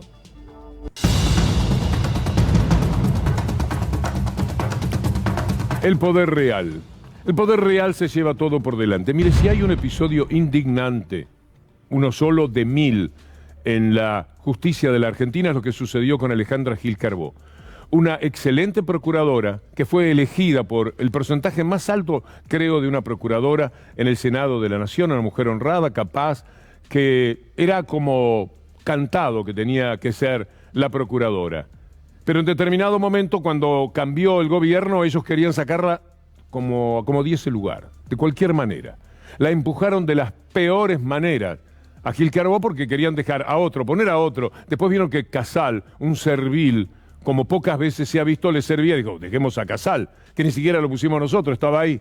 Y les quedó fantástico, les quedó muy bonito. Miren lo que ha pasado con Gil Carbó. Procesaron a Gil Carbó y el gobierno presiona otra vez para que deje su cargo. Contaba Clarín alborozadamente el 13 de noviembre del 2017. En octubre del 2017, ahora quisiera este otro título, un poco antes del editor, no sé cómo se llama esto, de jefa de los fiscales a procesar. La procuradora que dijo que no sabía nada de la compra trucha, habla con el comprador. En esa nota estaba el teléfono de las hijas de Gil Carbó para empujarla. No solo lo visitó Ercolini y Tayano, dos personajes nefastos, bochornosos, vergonzantes, indignos de ser partícipes de la justicia en la Argentina. Ercolini y Tayano probaron que en octubre se intercambiaron mensajes de texto y daban unos teléfonos. Todo mentira, servido por los jueces a los medios, a la nota editorial que ese día ponía la mafia de Clarín. Mire cómo son las cosas, cómo lo fueron manejando. Gil Carbó, ella se lo bancaba, ella podía aguantar, pero cuando se meten con los hijos, ustedes se la bancan, me parece que es muy difícil. Yo no creo que fuese capaz, no.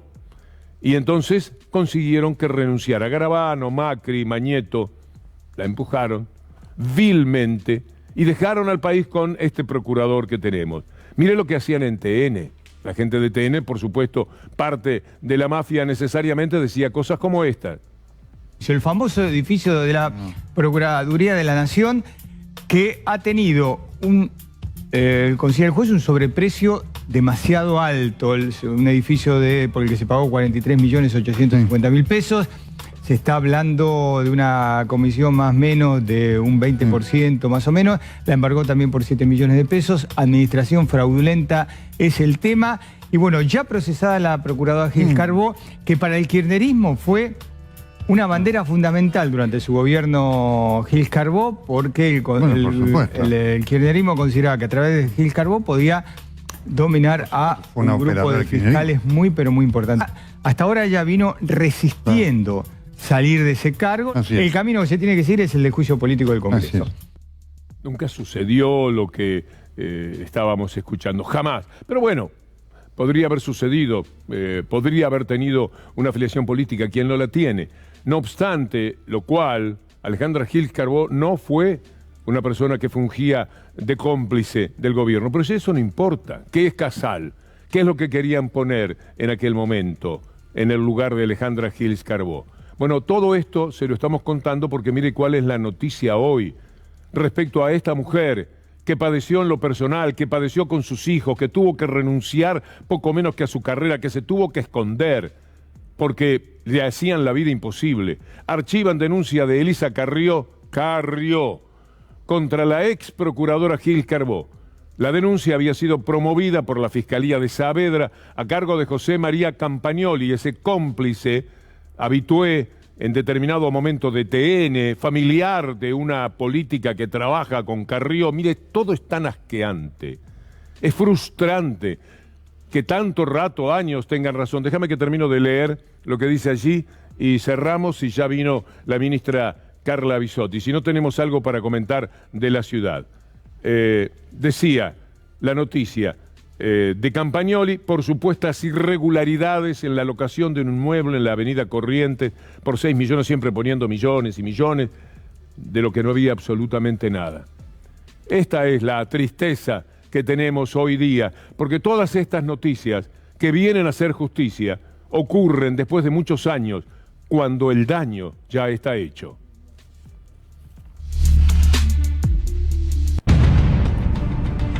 Y mientras tanto, generan una Buenos Aires para poco. ¿Ustedes se acuerdan de las movilizaciones que hubo por el tema Costa Salguero? Podemos acompañarnos con algunas de aquellas imágenes, porque de vez en cuando la lucha vale la pena. Miles de personas participaron en las audiencias públicas y miles de personas fueron también a protestar, a hacer bicicleteadas, caminar, decirle a Larreta que el río no se vende, que se defiende, que había que hacer ahí un parque y no lo que Larreta quiere, que es un negocio inmobiliario. Bueno, mire ahora la noticia, para que sepamos que siempre vale la pena luchar y que la recuperación poco a poco del espacio público permite esto, porque normalmente todas estas trapisondas podían hacerlas porque los que salían eran ellos a quemar barbijos, pero la gente, en general, el pueblo, no podía salir porque se cuidaba, bastante se cuidaba. Ahora se recupera el espacio público, algo muy importante para los tiempos por venir. La justicia confirmó que es inconstitucional la venta de Costa Salguero. Mire lo que dice el presidente del Observatorio de Derechos de la ciudad, el señor Jonathan Valdivieso. Tiene que ser pública, de uso común, y que además la ciudad de Buenos Aires está viviendo una gravedad institucional. La ciudadanía tiene la inseguridad jurídica de que aquello que nos dicen que es una ley no es una ley porque no cumplieron los parámetros que establece la Constitución.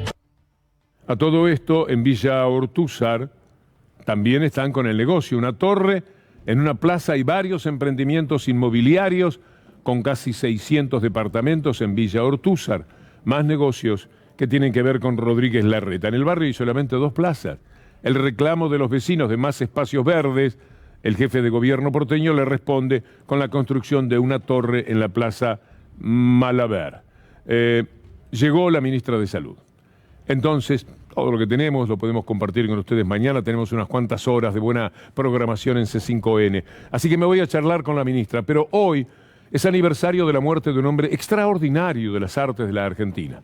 Antonio Berni falleció el 13 de octubre de 1981. Hay un personaje que tiene que ver con las villas, con la pobreza, sobre la que él trabajó tan artísticamente que hizo posible la belleza en un mundo de tantas dificultades. Juanito Laguna, por ejemplo, Ramona Montiel, sus personajes. Ahí está el propio Berni, hablando de Juanito Laguna mientras caminamos hasta la mesa.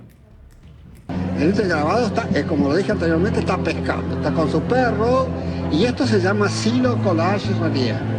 Silo se llama porque es trabajado en plancha de madera.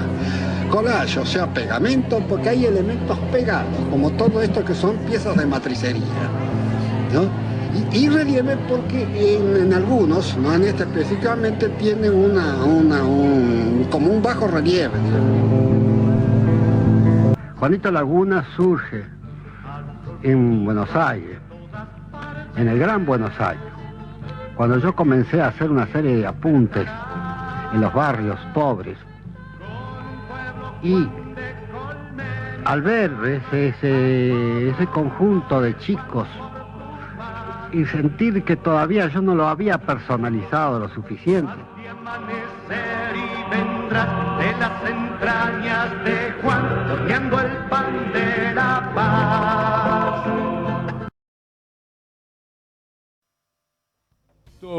Laguna estaría vacunado hoy. El personaje maravilloso de ficción, de puro arte, de Antonio Berni. Lo digo con la presencia de la ministra de Salud, Carla Bisotti. ¿Cómo le va? ¿Qué tal? Mucho gusto estar acá, de verdad. ¿Cómo marcha la vacunación pediátrica a propósito de lo que decía de Juanito Laguna? Marcha. La verdad es que ayer fue un día hermoso. En todo el país, los vacunatorios llenos de niños, de niñas, con sus padres, sus madres, sus abuelos, sus abuelas, con los vacunadores y las vacunadoras que prepararon los vacunatorios con globos, con peloteros, con mucha alegría y mucho amor. Y la verdad es que en las primeras 24 horas se vacunaron casi 110.000 niños y niñas. Y bueno, con la expectativa de avanzar fuerte, de seguir construyendo confianza, de trabajar con las sociedades científicas y también avanzar con los y las adolescentes. Se distribuyeron entre hoy y mañana 1.600.000 dosis de la vacuna Pfizer para adolescentes y hoy y mañana llegan 1.600.000 más, así que octubre va a ser un gran mes para los menores de 18. Ministra, le queríamos mostrar una tapa que se hizo meme ya, porque mucha gente, hasta inclusive poniéndose la vacuna, comparte fotos con esta tapa del diario Clarín, y quería ver qué le recuerda a usted ahora, teniendo en cuenta que ya se están vacunando niños y niñas entre 3 y 11 años. Quedarían sin vacunar este año los que tienen entre 18 y 60 sin enfermedades. Esto es del 24 de enero de este año, se está refiriendo a este año, y obviamente tenemos un paño a continuación también con muchos niños y niñas que ya comienzan a vacunarse. A ver, estos memes, estos son los memes de... No. La tapa es un meme, Víctor Hugo. Sí, es cierto, en sí misma. Esto es lo de ahora. La imagen de esa vacunación es portentosa, a esta altura, ministra. La verdad que sí, la verdad que la mejor noticia es que eso no se cumplió. Tenemos arriba del 90% de todos los mayores de 18 años que iniciaron su esquema de vacunación y 72% que lo completaron.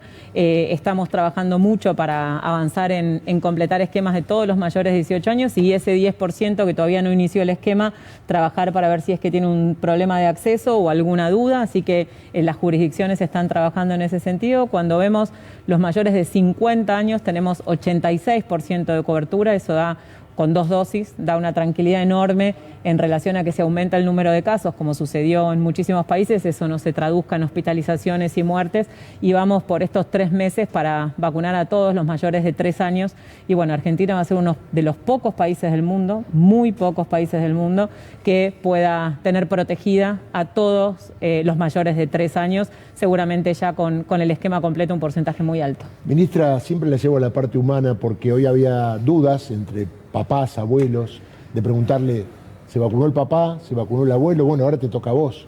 Y el nene decir, bueno, vamos, y acompañarlo el papá y la mamá. Y he visto casi toda la familia con el abuelo y la abuela para darle seguridad al nene. Muchas lágrimas, mucha emoción. Digo, completar esto, después de que hace 4 o 5 meses estábamos ahí, en qué iba a pasar, creo que para todo el equipo sanitario, encabezado por usted, ha sido una noticia muy buena, no solamente en lo que es la salud, sino en el tema de lograr una calidad de vida mejor para todos.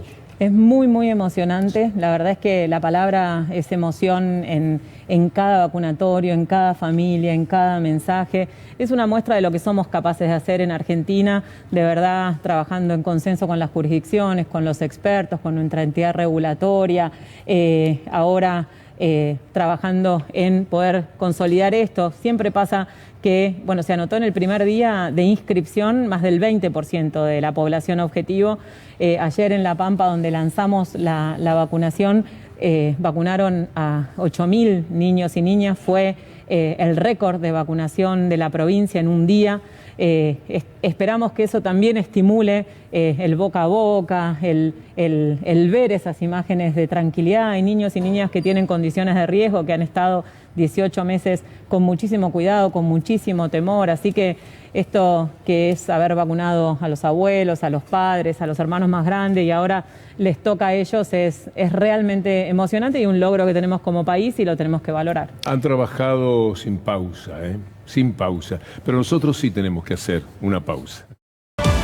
Un día muy especial, estamos con la ministra de Salud, Carla Bisotti. Ministra, tenemos un porcentaje alto de vacunación en mayores de 18 años. ¿Qué viene de ahora en adelante? Usted habló en estos últimos días sobre la tercera dosis. ¿Hacia adelante viene una tercera dosis y algunos pasos más para seguir superando la pandemia? Primero, de acá a fin de año, vacunar a todos los que falta vacunar con la primera dosis, adolescentes, niños, y completar el esquema de todos los niños, niñas, adolescentes y mayores de 18 años que falten completar el esquema de vacunación y también iniciarlo, casa por casa, duda por duda. Y 2022 va a ser el año de los refuerzos. 2022 va a ser el momento en el cual evaluemos la evidencia científica, la eficacia de las vacunas en grupos específicos y podamos empezar ya sabiendo que la enfermedad no da inmunidad de por vida, ya sabiendo que las vacunas tampoco protegen 100% la infección y tampoco duran para siempre, tienen una inmunidad de largo plazo. Saber que tenemos que dar refuerzos, seguramente primero al personal de salud, después a los inmunocomprometidos que requieren varios estímulos y luego escalonadamente en función del riesgo ir avanzando. Argentina ya tiene el contrato de Moderna de 20 millones de dosis en el primer semestre. Vamos a tener dosis remanentes de Pfizer de este contrato para poder avanzar en esto y seguramente también dosis de Sputnik y de Astra que vamos a tener para completar. Así que con stock ya para 2022 asegurar ese refuerzo en función de las recomendaciones, la evidencia y el consenso. Ministra, de a poco vamos viviendo una vida más parecida a lo que era antes de la pandemia. ¿Cuándo cree que se va a dejar de usar el barbijo al aire libre en todo el país? Bueno, ahí vamos a ir avanzando en función de las coberturas de vacunación y en función de eso ir monitoreando la situación epidemiológica. Nosotros el 1 de octubre dimos un paso enorme que fue aumentar los aforos en restaurantes, en los espacios cerrados, habilitar discotecas, que es el lugar de más riesgo en relación a la interacción y a los lugares cerrados sin ventilación para personas vacunadas y con la recomendación de usar el barbijo, y los eventos masivos que son al aire libre y que aunque tengamos la posibilidad de tener una persona, al menos una dosis de vacuna y la recomendación de barbijo, un evento masivo todavía requiere el tapaboca. Para circular, solo, sola, sin nadie alrededor, al aire libre, el barbijo desde el nivel nacional está levantada la obligatoriedad. A medida que aumentemos con la vacunación va a ser más fácil sacarnos el barbijo al aire libre y hacer el esfuercito de todavía sostenerlo en los lugares cerrados sin ventilación para minimizar la posibilidad de un rebrote hasta que avancemos ya sostenidamente con los esquemas completos, pero falta menos. Ministra, tengo entendido que superamos los 80 millones de vacunas. Digo, a este ritmo, uno cree que a fin de año va a haber 100 millones, no sé. Bueno, ahí estamos trabajando también con los proveedores para ir monitoreando, la llegada, el vencimiento y la planificación para dar los refuerzos.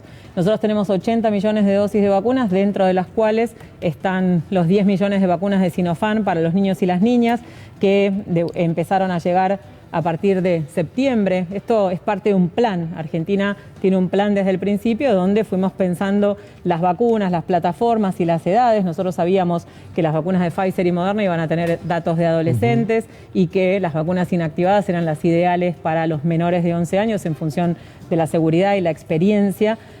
Así que fuimos planificando eso y ANMAT trabajó como siempre en forma paralela, buscando información para generar la recomendación. Así que las dosis que fueron llegando en septiembre, en consenso con los ministros y las ministras de salud de las 24 jurisdicciones, se guardaron en stock sin impactar en el avance de completar los esquemas de vacunación con Sputnik y con Astra de toda la población que lo había iniciado, inclusive de Sinopharm también, para tener la disponibilidad y avanzar antes de fin de año. Así que probablemente no es que sigamos recibiendo muchísimas dosis, sino que vamos a ir regulando la llegada para tener el stock de refuerzos 2020 y podamos avanzar en lo que nos queda de 2021, 2022 y 2021 seguir completando los esquemas de toda la población. Ministra, no solo de pandemia está hecha su gestión, porque hay, bueno, todo un ministerio, ¿no?, a su cargo. Y estoy pensando en las personas que estén en su casa ahora, superado un poco las restricciones, ya se pueden pedir turnos. ¿Qué recomendaciones le hacen a todas las personas que pospusieron controles? No sé, pienso, mamarios, Papa Nicolau, cardiológicos, todo lo que tiene que ver con lo que la pandemia impidió en el control de la salud habitualmente. Importantísimo. Hace meses ya está todo el sistema de salud, todo el equipo de salud esperando esa demanda retenida. Todo lo que son los controles de screening de cáncer, bajó 60% el screening de cáncer de cuello de útero, de mama, 50% el de colon. Bajaron entre 10 y 15 puntos las coberturas de vacunación del calendario. Eso nos genera un riesgo con la globalización, con la vuelta de los viajes, de tener brotes de enfermedades que habíamos controlado o eliminado. Así que completar el calendario de vacunación de los niños, las niñas, los adolescentes, se puede coadministrar con la vacuna COVID y también de los adultos. Y todo lo que significan, por supuesto, los controles de enfermedades crónicas, las cirugías programadas ya se están reactivando. Tenemos un número muy importante de internación. Si uno piensa que casi duplicamos el número de camas, el porcentaje de ocupación de las camas de terapia intensiva está, digamos, con un número importante de camas que están destinadas a la demanda retenida. Y el otro tema enorme de recomendación a la población es el tema de la salud mental. Si sentimos angustia, preocupación, miedo, hablemoslo, consultemos, porque es algo que nos va a impactar, es algo que volver a las actividades, retomar las actividades en las distintas etapas de la vida, va a ser normal tener algún síntoma o alguna angustia, hablarla, consultar, y está el equipo de salud también preparado para dar respuesta a esa demanda. Ministra, ha sido un gusto tenerla. Muchas gracias por los servicios prestados. Gracias a ustedes por ayudarnos siempre a difundir información, recomendaciones y por el apoyo, los cuatro. Gracias. Quiero aprovechar un par de minutos con algo muy doloroso que ocurre en Quilmes en estos momentos. Rafa Palavicino. Estamos en Quilmes, Víctor Hugo, buenas tardes. Hay una marcha de familiares, allegados, amigos de Lucas Cancino, el joven de 17 años que fue asesinado cuando iba rumbo a su colegio, un colegio que quedaba a tan solo 6 minutos de su casa. Fue apuñalado por delincuentes que querían robarle lo poco que tenían. El joven lamentablemente cayó desplomado en la puerta de su casa cuando fue a pedir auxilio. Esto despertó la ira, el miedo, la conmoción, la indignación de vecinos que están aquí pidiendo justicia, pidiendo seguridad. Tenemos a los nombres de las personas que fueron identificadas y que están detenidas en la comisaría primera. Agustín Rodrigo Rivas, alias Chancho, de 19 años, es señalado como el autor material del crimen. Y Juan Cruz Mejía Nazareno, alias Convulsión, de 20 años. Mañana van a ser indagados por la fiscal, van a quedar a disposición de la justicia. Hay que resaltar que el primero de ellos había sido detenido por un crimen, por robo agravado, y liberado 4 días después. Gracias, Rafael. Un esfuerzo. Este minuto fue importante de cobertura, más todo lo que hicimos antes de la columna. Nos estamos despidiendo. Ya está Gustavo Silvestre con todo listo para hacer Minuto 1, el gran programa, nuestro buque insignia, como me permito decir habitualmente. Gracias a mis compañeros aquí en esta mesa y a ustedes especialmente. Hasta mañana, si Dios quiere.